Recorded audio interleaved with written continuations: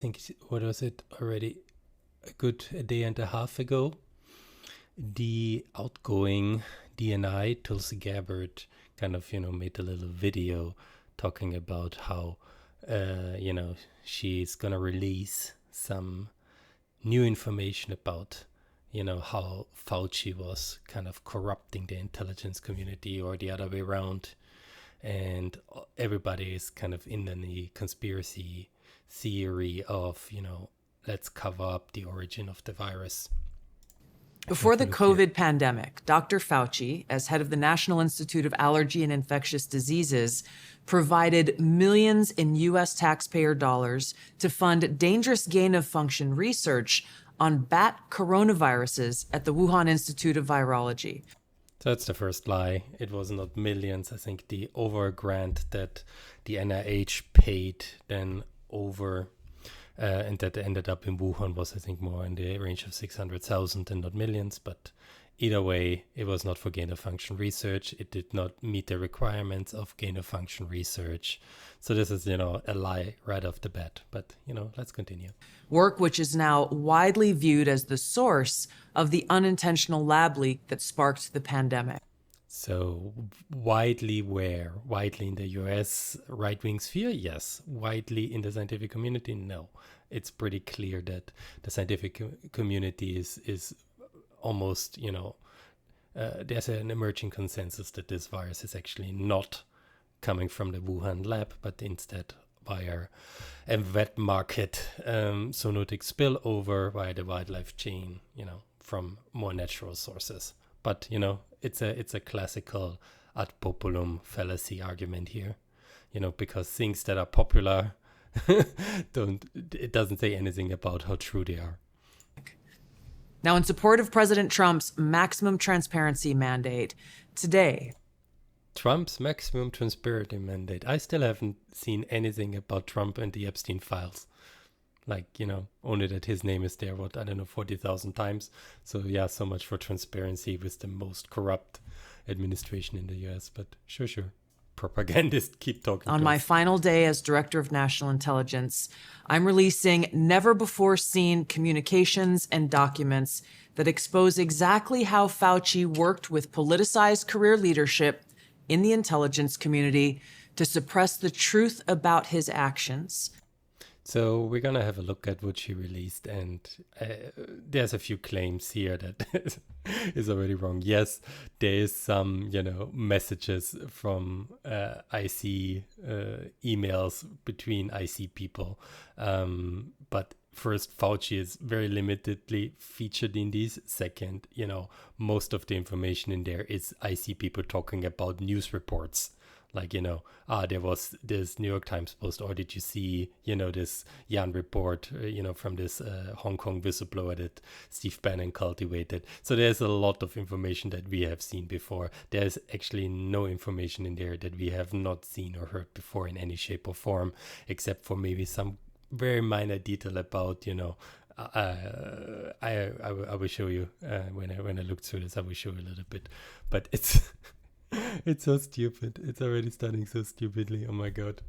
All right, let's continue. The virus's lab leak origins and his role in directing U.S. funding for this dangerous research that caused immeasurable harm and countless lost lives. Now, these documents expose Fauci's direct role in influencing and manipulating IC assessment. It's also funny that she has this physical folders. This is always what the fascists and the propagandists do. They always, they have to point to something. They have to show something. The documents that she released here, and you will see them here, they're PDFs. If you print them out, they're maybe 100 pages here, 90 pages there, something like this, right? So it's not it's not these full stacks of papers here, or maybe if you print in very large fonts or something. And how Fauci lied to Congress in 2024. Fauci actually did not lie to Congress, but okay. When under oath, he denied knowledge of or participation in discussions with intelligence officials about viral research. We also received testimony from multiple intelligence community whistleblowers who reported retaliation for challenging the intelligence community's manipulation of intelligence. This is actually not substantiated. And, there's some crackpots also within the IC. I mean, some of them, think about David Asher, that kind of, invented this idea that 3 workers at the BIF were sick, and he circulated this. And, if these people get ostracized because they just cannot stop spreading these conspiracy theories by their colleagues, that doesn't mean that there is a concerted effort to kind of suppress them in their careers. It's just some people went crazy during the pandemic, and people didn't want to hang out with them as much anymore. And yes, sure, it might not be pleasant for them, but it's just a reality. If you're a crackpot and you're getting all crazy, you cannot expect people to just promote you into better positions, or keep going on as if nothing happened. Anyways, on the virus's origins, once again revealing a clear pattern of suppressing dissent, silencing critics, and burying the truth. Yeah, that's not true at all. And we get a bit more into detail why this is not true. Dr. Fauci's close relationships with the intelligence community enabled him to assume 3 key roles that shield him from scrutiny. First, Dr. Fauci funded dangerous gain-of-function coronavirus research linked to big pharma and their pursuit of universal vaccines worth trillions of dollars. Second, Dr. Fauci was the behind-the-scenes advisor who... So I just have to go back. Sorry, I have to think about this. So the first sentence is already a maximalist claim. So Dr. Fauci, let's play this back just to capture the full extent. Research linked to big pharma and their pursuit of universal vaccines worth trillions of... Okay, so Dr. Fauci used first the NIH director, or the NIH director has no power to fund research. It's usually experts within his team that evaluate, research and grant proposals. It's not that Fauci is, distributing with a bag of cash, the grant funding. No, people have to apply for this grant funding. There's a review. Fauci is usually not even involved in this, in this expert assessment. And then there's a recommendation that is this grant fundable, yes or no. Then, usually there are processes in place to do this. It's not like, a top-down Fauci decides what research gets done and doesn't get done. This is not how the NIH works. Maybe in the future, this is how Trump would like things to work, because this is what all their fascistic, policy proposals are planning to do, to give politicians the full control to cancel any grant at any time and distribute money the way they see fit without any oversight. But in the scientific institutions like NIH, and so forth, this was usually widely distributed processes and expert assessments that would, decide which grants get funded and not. And then also when we talk about individual funds, we're usually talking about very, sums that are not super crazy in most cases. The second part, and this is, why I have to take back here. So Fauci, is in her head giving out this money for this bad vaccine or pursuit in coronaviruses to create a universal vaccine approach. And this is in cahoots somehow with Big Pharma because it's worth trillions. I don't know where to start here. It's like, yes, you get the conspiracy in that Big Pharma is somehow involved in all of this, but there's no evidence for this. It's not how any of this works. Also, universal vaccines are, they are being investigated. It's not clear how well they can be done, and it is not universal in the sense it's more like a more broadly general vaccine that might help against, a wider group or family of different viruses. And if this is worth trillions of dollars, I mean, we've seen that vaccines usually are not worth that much money. There are exceptions, but usually, especially for diseases that are not super common or that will not hit a lot of people, vaccine research is actually very hard to fund. It's very hard to make any money with it. So it's just, the way she phrases it is like this maximalist, let's go in, let's put Fauci, in there with Big Pharma right off the bat, and it's all about money. So this is the framing she opens here. Complete fantasy construct. Nothing like works like this. But yeah, let's continue. Second, Dr. Fauci was the behind-the-scenes advisor who, alongside his hand-picked so-called experts, pushed the intelligence community to endorse a natural animal origin to hide his dangerous gain-of-function research. So this is actually a point that I really investigated a lot in my book, and I know what she is referring to, and it's also completely wrong, and she got it wrong from the start. So yeah, maybe it's a good point to talk about this. So what she is referencing to is that on February 1st, Dr. Fauci was in a call with various different virologists that kind of raised the alarm that maybe this virus could have come from a lab. There was, in the beginning of the pandemic in 2020, very early on, it was a new virus. It was very confusing. We didn't understand everything, and there were some features of the virus that looked a bit suspicious, or could have been seen as suspicious given the limited information that people had, also the limited expertise that people had in coronaviruses. False conclusions could be made, and but Fauci was not the initiator behind this. He was looped in from other people. The initiator was actually Christian Anderson, a professor at the Scripps Institute, University. Is Scripps Institute, University? Not sure. In California, and he basically raised the alarm. He called his buddy Eddie Holmes in Australia. He said, look, I did the sequence comparison with the new virus out of Wuhan and some of other coronaviruses we had, and he told Eddie Holmes, look, this there's a few features that look a bit suspicious to me. Eddie Holmes then thought, oh, Christian calls, that looks suspicious, let's maybe raise the alarm. And so they decided to reach out to the Australian intelligence services, and there was another person in the loop, which was Jeremy Farrar, which was at the Wellcome Trust in the UK. He wanted to reach out to MI6, and then there was Christian Anderson, who basically reached out to Fauci first and said, look, we have suspicion that maybe this virus could have come from a lab, might not be natural, but let's explore. And then basically what Fauci said in these conversations was like, okay, yeah, you guys are the experts. Let's have a discussion, invite some people that know about this, and let's just discuss it. Christian, you lay out your case. We invite virologists from all over the world to kind of have this conversation and see where is the agreement, where is the uncertainty, where can some of these ideas be dispelled as well. And this is what they did on February 1st.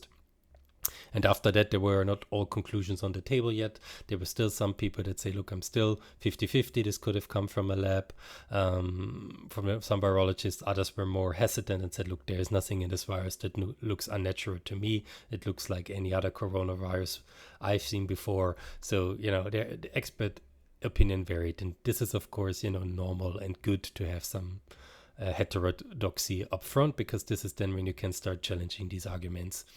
And it took a few weeks for new data to come in, and there were two key pieces of data that came in. First were these pangolin virus sequences. So there was coronaviruses found in pangolins that were smuggled over the Chinese border. These pangolins, they were sick, so they sequenced this virus. This happened before the pandemic already. And then there was this virus sequences floating around that people discovered and realized, hey, there's this pangolin coronavirus that had a very close receptor binding domain to the coronavirus that we have seen now, so SARS-CoV-2. And this basically showed that even before the pandemic, this specific genetic element, one of the keys to human infection, was already circulating in wildlife. And so this kind of, took a lot of uncertainty away, because the question virologists said, look, we have there a novel ACE2 domain ACE2 binding domain that might that we've not seen before, that we've not seen in SARS-1. So, could this have come about somehow by humans? Of course not. It was nature that came about with it. If humans would have done it, they might have just used the same receptor binding domain from SARS, which already binds to human ACE2. So there was no need to reinvent the wheel if you're a scientist, but nature, of course, constantly churns out these new solutions to problems, how to infect human cells. And the second big part, and that was a different researcher, Alice Hughes. She found in China, she found some early genomes of relatives of SARS-CoV-2, so coronaviruses in bats. And there she found basically close relatives that would share, the first 2/3 of the SARS-CoV-2 genome, like a very close sequence similarity, even closer than Reg-13, which was this very close virus that Xixing Li in her lab had, the Chinese woman that everybody thinks is suspicious that she had such a close relative in her lab. But it's not that suspicious, because when people started sampling in China, they found more and more SARS-CoV-2 relatives, and Alice Hughes was the first one. She sent this data also to these authors, so Christian Henderson, Eddie Holmes, and they could basically show that even the earlier parts of SARS-CoV-2 already were circulating in nature. And this already kind of, enforced the first notion in 2020 that, look, this looks very much like a natural virus. We find no evidence of any of these genetic elements being in any lab worked on anywhere in the world. But we see that, in wildlife, in bats, in pangolins, we see these natural sequences floating around that are very similar to SARS-CoV-2. So that's already a very strong indication. And then they did some other tests. They looked at, SARS-CoV-2 genome. Is there any obvious sign of genetic manipulation? No, there wasn't. Is there any sign of cell culture adaptation? No, there wasn't. So, after that initial call in February, they were tinkering around for a few more weeks, trying to figure out, could this virus have come from the lab, could have been manipulated? And they came out with a very benign comment, which is like, at the moment, it doesn't look like it. The virus looks natural, doesn't seem like it came from a lab, right?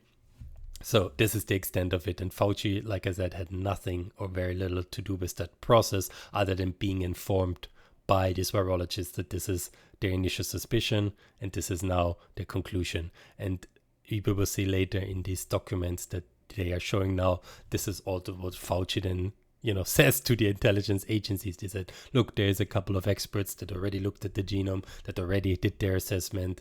This is, that already published it. This is, what I would recommend you guys look at as well. And Fauci and Tulsi kind of, makes it look like this is something super nefarious when, all of these things are just basic, like, hey, I know about this, here, talk to these guys because they already did some of the research. So yeah, that was not really a cover-up. This was not a preferred narrative. This was just, the state of knowledge at the time. That he funded using taxpayer dollars, all of this in a deliberate attempt to cover up the truth and shift the blame and attention away from Fauci's own actions. So there is no blame for Fauci's own actions. I mean, at least not when it comes to the start of the pandemic. I mean, you can take your quarrel with whatever else, but what they try to put on here is he has nothing to do with it. He's like really far removed from all that. Like, he's a political appointee from one of these infectious disease institutions. He is not directly involved in the grant funding of this. It's all like he's really, really far removed from any real kind of thing here, and trying to kind of get him here is really like, you have to pull so many weird strings together. It just doesn't make a lot of sense. Third, Dr. Fauci became the nation's pandemic pundit, and he publicly pushed lies, disinformation, and censorship using every platform available. So that's the next big lie, and oh God, it's, why do we start talking about this? I mean, first, Fauci did not push any lies and disinformation. Sometimes, maybe there was an update in scientific guidance, or there was some uncertainty, or there was some miscommunication, but I have not yet seen any clear evidence that he pushed any lies or disinformation, given that it was a highly fast-paced, uncertain situation. Of course, you will not always get everything right, but the idea that, anything he got wrong or might have gotten wrong was a deliberate lie is again dishonest. And yeah, not really appropriate. And the last part, the censorship part, this is the funniest part, because this is so absurd, because Fauci had no, like, what venue could he have used to censor anybody? He had no way to censor anybody. That's not how it works. And the way they are talking about this is, it's a completely different conspiracy myth that, there was maybe some platform moderation about some of these topics, which basically was only Facebook that did some lab leak in 2021 for a few months. They kind of did some moderation here, and this is based on some other decisions. But this was not. There was no government coercion. There was no government censorship at any point anywhere. And this has been litigated in the courts. This has been litigated in the Supreme Court. And, you can check out, for example, René DiResta's work that talks about this regularly. This is a complete fantasy construct, very much like the lab leak that, these right-wing crooks cooked up in order to play the victim and, divide people and try to mobilize them for, political ends. But it's just completely cooked up. It makes no sense. Yeah. All right. I don't know. We are 2.5 minutes now, into according this stupid video, and I've already talked probably 20 minutes on this crap. To hundreds of reviewed emails, which are included in this release, the intelligence community almost always incorporated Fauci's recommendations. He promoted a fraudulent paper. So this is, there is no fraudulent paper. So they're referring to the Proximal Origins paper, which was this early paper that Christian Anderson and his co-author published. And, the conspiracy theorists really hated this paper because it was coming out saying, look, we looked at the genome, we don't see any evidence of genetic manipulation, we don't believe it's very plausible that this virus originated, in the lab. This is kind of, it's a very short and concise little paper. It's perfectly fine for the state of the knowledge that people had in the early beginning of the pandemic, and it panned out now even 6 years later. It's still, it's still cited. It's still part of the scientific understanding of this. So, there's nothing wrong with it, except that conspiracy theorists really hate it and put an undue focus on it and, claim it's fraudulent, but they never have been able to show what's supposed to be fraudulent by it. So they always try to link it somehow with Fauci. It's fraudulent because Fauci ordered it, but Fauci didn't order it. Then they say, but, Fauci promoted this fraudulent paper. He didn't. It's a circular kind of reasoning that, the virologists were in cahoots with Fauci. He wanted this, but then the paper somehow must be fraudulent too. And, it's just, they're lacking any scientific basis. So they are trying to conjure up any kind of human angle to this that is just not, it's just not real. I mean, I wrote a book about this topic, and my chapter 3 talks in very detail. I have, 6 different sources that with people in the room in that meeting that, it's very clear what happened here, and, and what the scientists did and why they changed their opinion. And nobody came in with the idea, let's all align on this story that this is a natural origin and it cannot be a lab leak. There was no incentive to do that. The incentive is actually the opposite. People were worried it was a lab leak. They came in scientifically, they raised the alarm with everybody they knew, say, let's have a closer look at this. And then they did the science, they did take the closer look and realized, okay, we cannot sustain the notion that this is an artificial virus, that this is not natural given all the information we have collected, all the studies we did. This looks very much like a natural virus. So it's, as a scientist, you go with the data. You don't go with a preferred narrative. You just look, what does the data support? What does the data not support? And the data did not support an artificial origin. It did, however, very strongly point to a natural origin.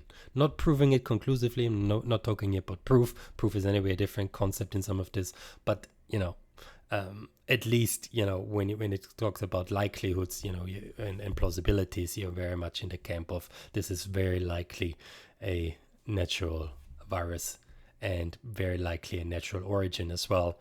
And this is certainly not somehow conjured up in a lab, which these bozos now 6 years later still try to make the world believe. whose publication he helped prompt as legitimate information for intelligence community consideration. Senior analysts praised Dr. Fauci not as a policymaker, but as what they called an unbiased guide to the real coronavirus experts, while deliberately ignoring experts who might dissent from Fauci's narratives. Yeah, this is another story. Now they are relitigating like, oh, why did you talk to this person, not the other person? In reality is, most coronavirus experts independently all came to the same conclusion. It doesn't matter if they were part of Fauci's recommended experts or not.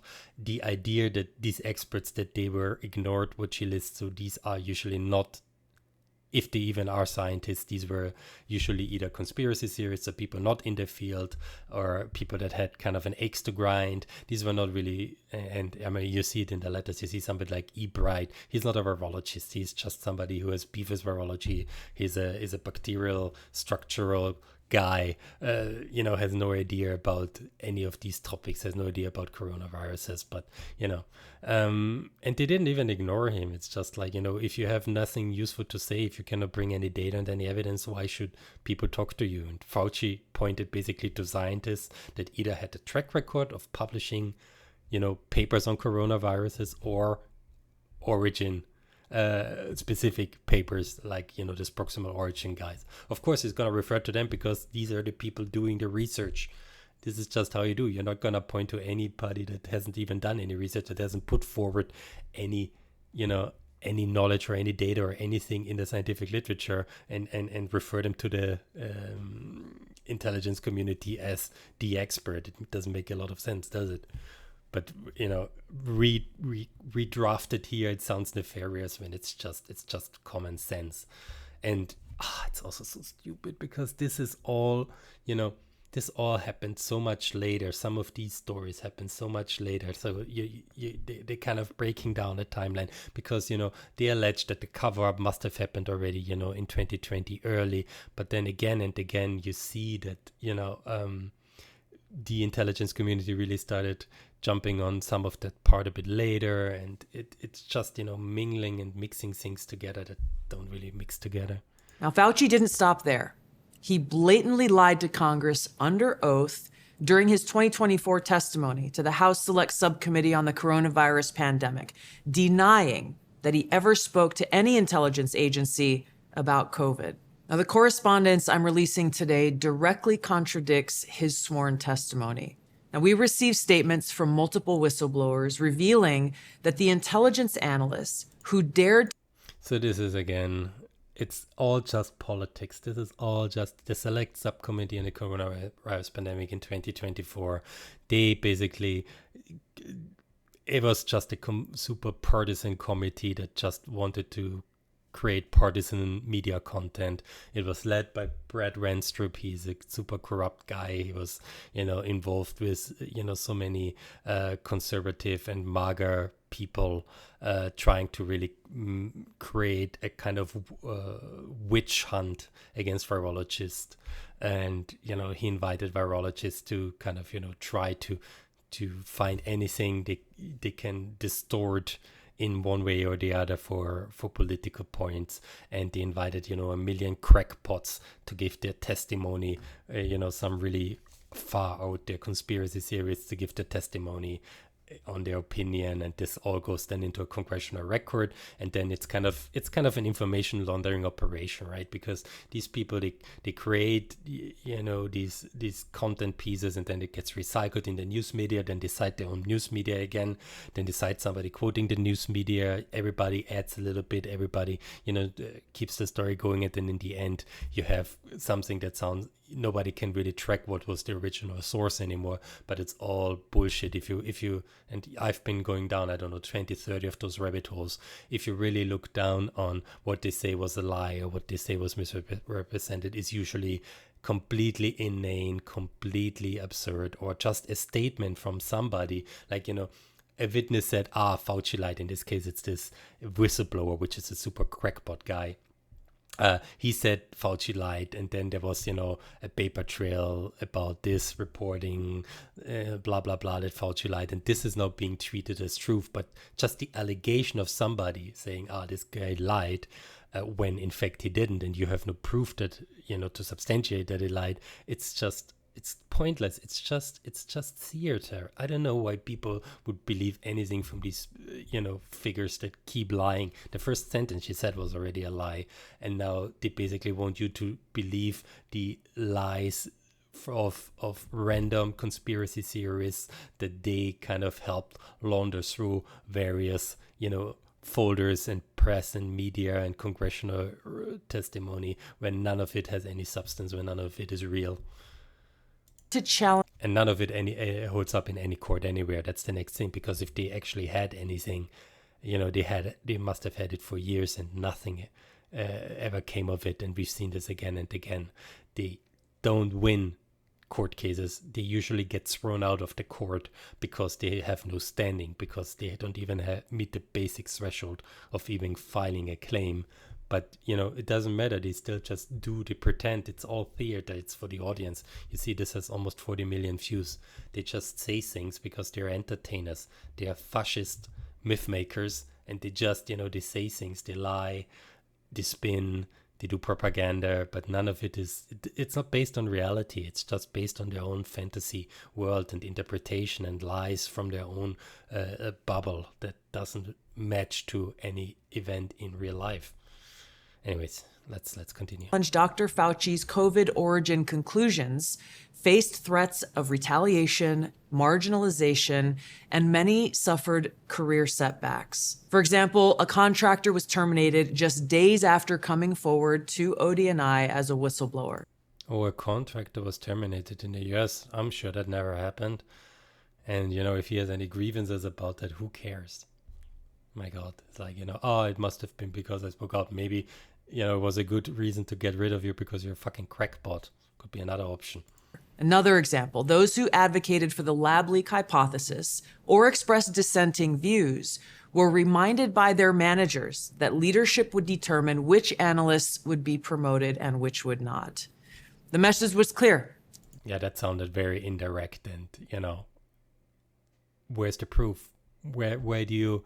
It's hearsay at best, what you have from some people that might feel aggrieved because, like I said, they were lab leak conspiracy crackpots, and, leadership at the time maybe didn't want to put, these people forward when they had to stand, in for whatever nonsense they cooked up. And believe me, I've seen some of these intelligence reports. They cooked up a lot of nonsense. So some of these analysts, they thought about ways how Reggie 13 could be turned into SARS-CoV-2 in a super convoluted way that wouldn't work, that wouldn't make any sense, that, that had zero scientific plausibility. Yeah, okay, all right. Do you really want to then say, I was not promoted because I had this great idea? Or did maybe a senior manager look at you and like, dude, you just created something that makes no sense at all, and, maybe we don't listen to you because it doesn't make sense? I don't know what I would have done if my coworkers had come up with this crap. I would have told them this is bullshit. And, you can put it public because it's such a nonsense, and you would be torn apart by, the scientific community in half a second.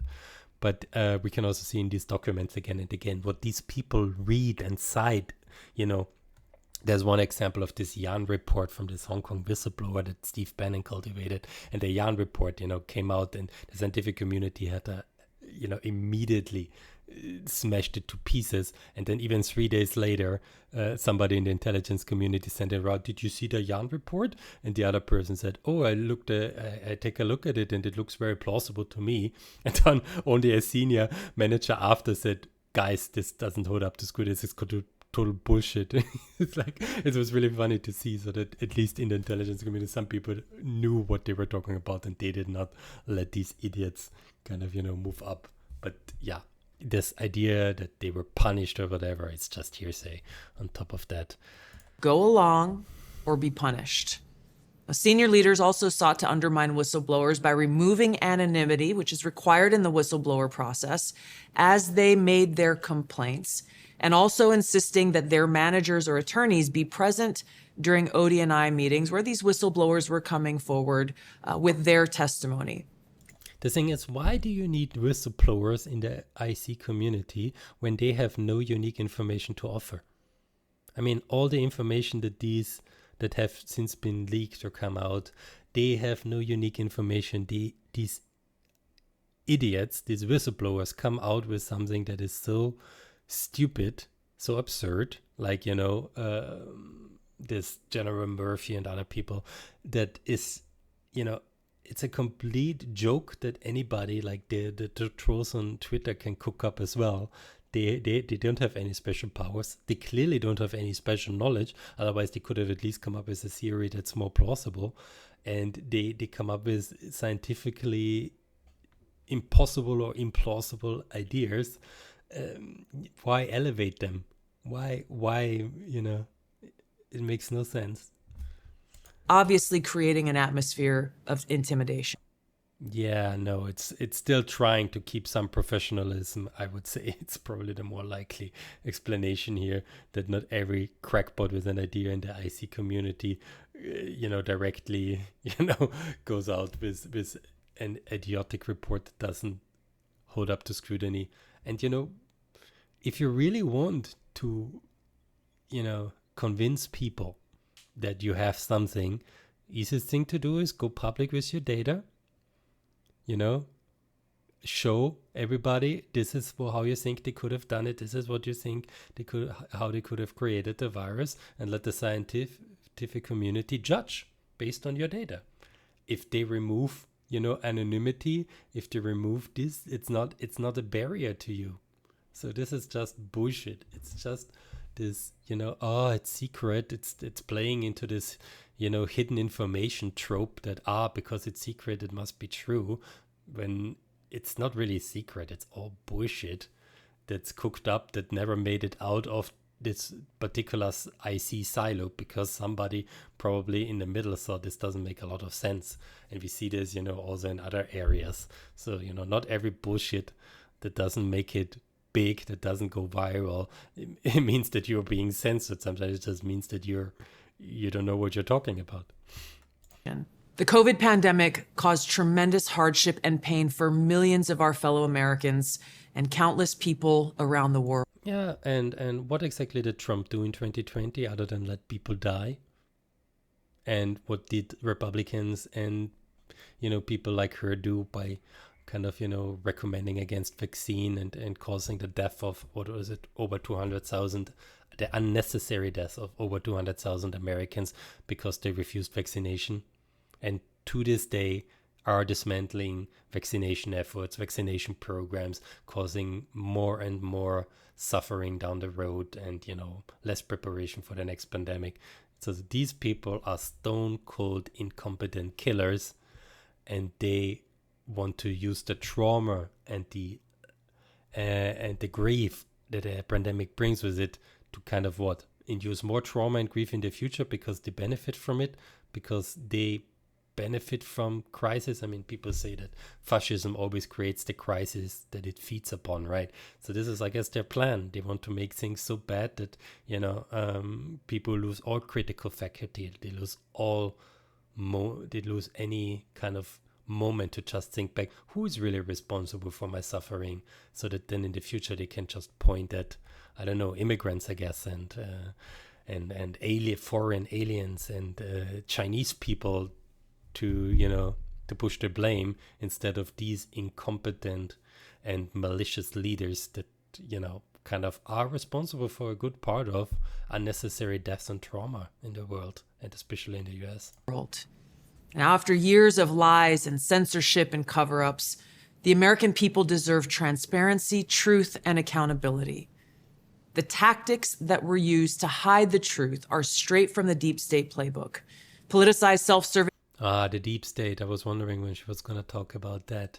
What's the deep state playbook, and how can there still be a deep state when the whole government is full of Trump's judges, of Trump's appointees, of the president itself, of both chambers of Congress, all MAGA, how is there so much deep state still left?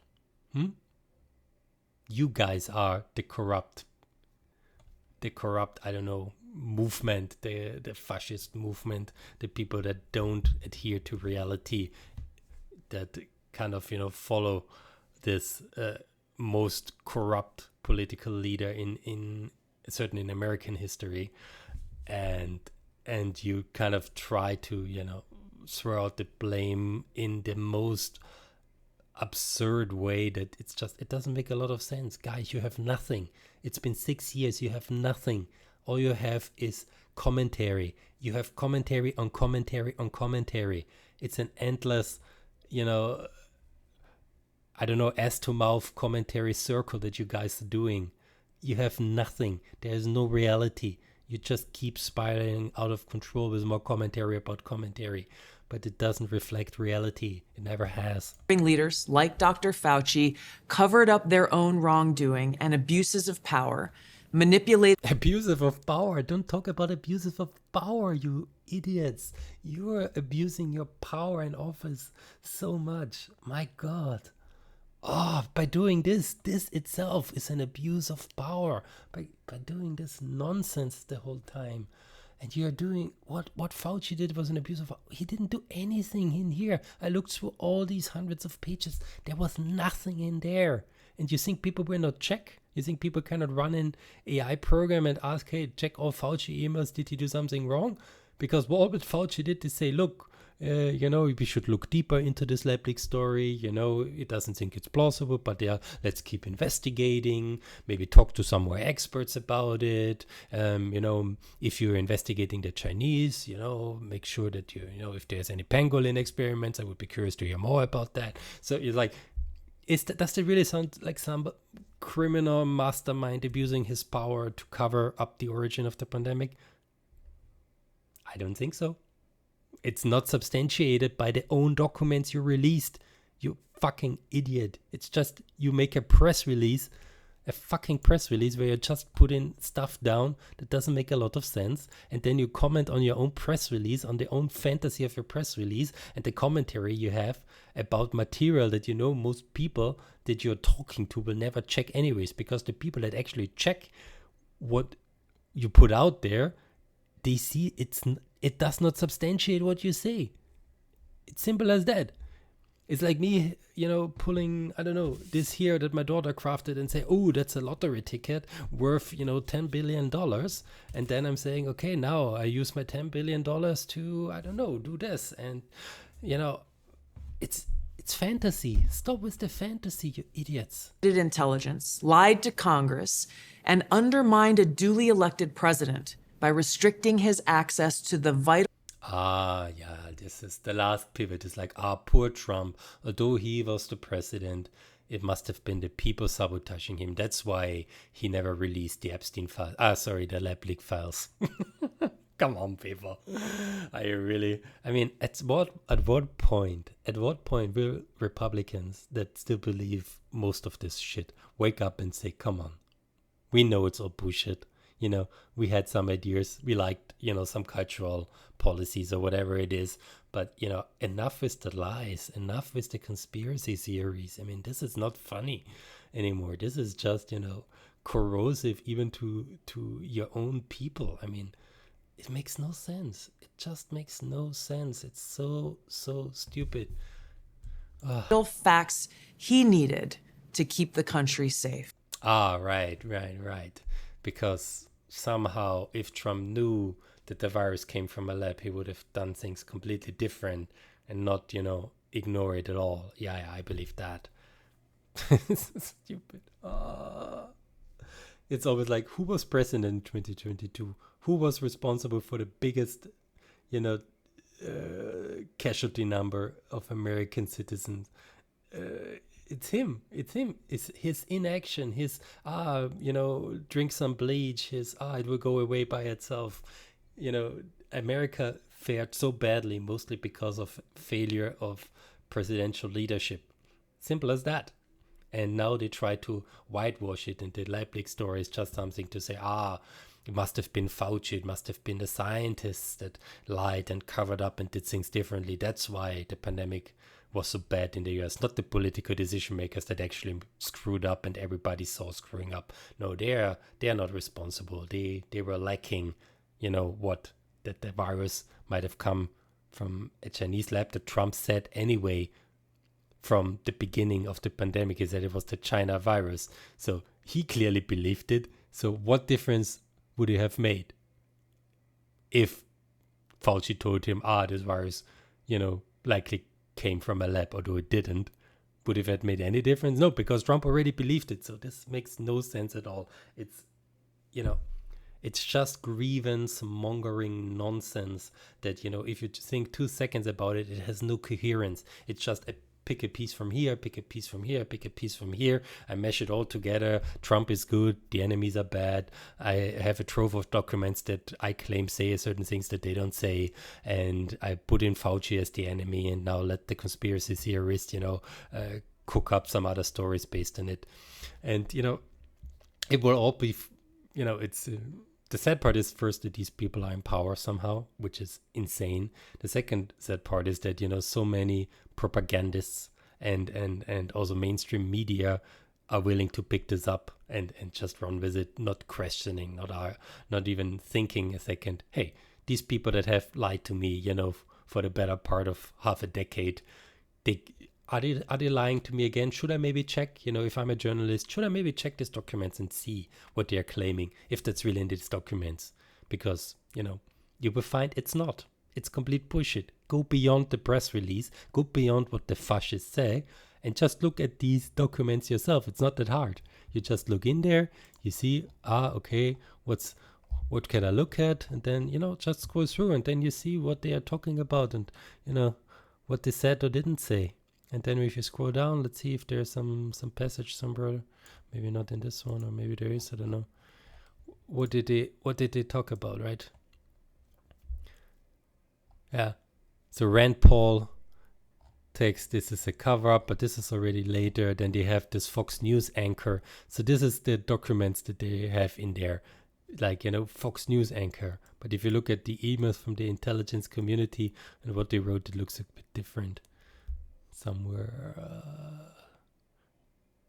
where did I find the scene? Oh God, let's see if I find something interesting somewhere. Was it here? Was it somewhere else? There. See, that's what the Daily Beast wrote.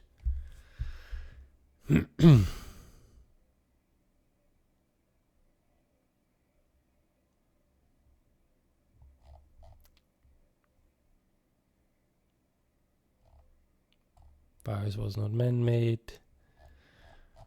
Yeah. Anyways, I had some nice yellow segments somewhere, but I'm too tired now to go and find them. So I'm yeah. This is about the whistleblower. So this is one segment I quoted out because of the whistleblower. So the whistleblower said Fauci lied in his congressional testimony. Now here you have the Inspector General of the intelligence community, and he could not conclude that the complaint of the whistleblower contradicted the relevant testimony that Fauci gave, because there is still disagreement, substantial disagreement, about what even constitutes gain-of-function research. So basically, there was a complaint from this conspiracy whistleblower that said Fauci lied to Congress, saying he didn't do gain-of-function research, and then the Inspector General said, look, I don't see that there's any substance to your complaint, because the definition of gain-of-function research, there's substantial disagreement about what it is. And the legal definition of gain-of-function research, and this is what Fauci was referring to in his testimonies, was very clear that this was the enhancement of human pathogens. And so bad viruses did not fall under this category because they are not human or known human pathogens. So from the legal text, from Fauci was completely correct. And then, of course, gain-of-function research can entail, and this is why, definitions can make a difference, because commonly understood in gain-of-function research, it's not a term for harm, it's not a term for severity, it's a functional description of you do something to a virus, meaning you add, a functionality to it. So it's like, yes, did the Wuhan Institute of Virology sometimes do something to viruses that maybe added a function to that virus, or even delete the sequence, and therefore the virus might have gained a new function? Yes, this is work that they did, but this doesn't mean that this is gain of function work that falls under the legal definition of this being a dangerous experiment of enhancing human pathogens. And this is, I think, the whole argument about that people don't understand. It's like, it doesn't matter, what the definition is. The risk is what matters. And these experiments, they were not risky. They didn't pose a harm to humans.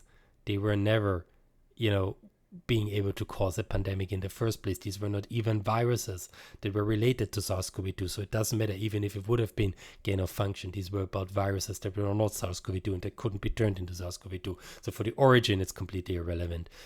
But this doesn't matter here, because the conspiracy theorists long have given up trying to find any evidence of a lab leak or of an unnatural origin. They cannot, because they lost on the evidence. The evidence, the scientific evidence we have today, is good enough to conclude that, first, this is a natural virus, this has nothing to do with gain of function, and second, this is a virus that never went through a lab in the first place either. So it's a virus that emerged naturally, with no researcher involved, with no lab involved, at least. I mean, maybe there was a researcher involved in the sense that, somebody was shopping at the market and it happened to be a researcher, but it doesn't matter. Point is, it was not, as we would say, it has nothing to do with gain of function research, it has nothing to do with any labs. It's completely, they lost this fight. It's completely clear that this virus is a natural origin, a naturally emergent virus. Now, because they cannot get any evidence of a lab leak because it doesn't exist, what they've been trying to do is to find evidence of a conspiracy. And this is what all these, commentary about commentary and, interviewing conspiracy crackpots and their opinion and information laundering them into different news outlets and then quoting the news outlets and putting this into congressional testimonies and then playing it back into the intelligence communities. This whole nonsense is just... It's just a clusterfuck as to mouthing of trying to prove a conspiracy, trying to conjure up a conspiracy where none exists, and hoping that if you make it long enough and convoluted enough and persistent enough, nobody will ever look and check if any of what you say actually has any basis in reality. And this is what they've been banking on for the last, I would say, 5 years now, that nobody ever really checks if anything they say has any basis in reality. It's all just speculation and commentary and other, allegations that just never really meet, that never touch the ground. And this is now how they want to kind of keep on this story, this narrative, this, let's hit Trump's enemies with this lab leak story, which is, the experts and Fauci and, science, anybody who puts kind of accountability against their fascist movement by saying, look, this is not true what you say, or look, this is the consequence of your action. The fascists don't want it, and so they want to destroy science, they don't want to destroy accountability, and so they spin up this conspiracy nonsense again and again and again in the hopes that people will keep falling for it because it's emotionally strong. Sometimes it can even sound interesting, it's hidden information from intelligence community whistleblowers. I mean, it sounds interesting, it sounds larger than life, but in reality it's all just bullshit. All right, is there anything else I want to talk about? Right, yeah, Matt Ridley. Yes, he is of course all over this bullshit again, talking about it again. It's important for us to make sure that this was a lab leak and blah blah blah. It's like, and this dude, I mean, the whole lab leak community, these are all fucking idiots, and they are really fucking idiots. They are not like normal idiots. They are really fucking idiots. They are so stupid and they cannot let go. And I mean, if I would be trapped for 6 years into this conspiracy theory, going in circles again and again, never being able to find anything to substantiate my belief that I built my whole identity and my hate community around, I mean, I don't know. These people waste their lives getting played by these politicians, and